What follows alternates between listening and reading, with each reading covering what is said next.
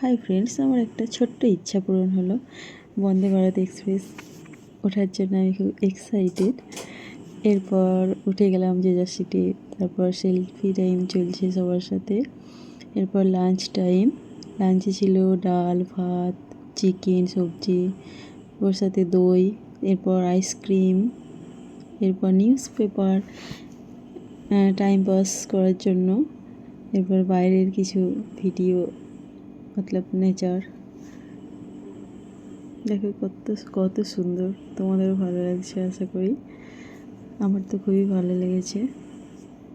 বাইরের অনেক কিছু প্রাকৃতিক সৌন্দর্য দেখতে দেখতেই চলে যাচ্ছি, টাইম পাস হয়ে যাচ্ছে। এরপর চলে আসলো স্ন্যাক্স টাইম। ওর মধ্যে অনেক কিছুই ছিল। তারপর চা, কফি, যে যার পছন্দ মতো খেতে পারে। এখন দেখো সবাই রিল্যাক্স করছে। এরপরেই আমাদের জায়গায় চলে আসবে। এই বাচ্চাটা দেখো ঠিক ফোন দেখছে। এরপর আমাদের জার্নি শেষ।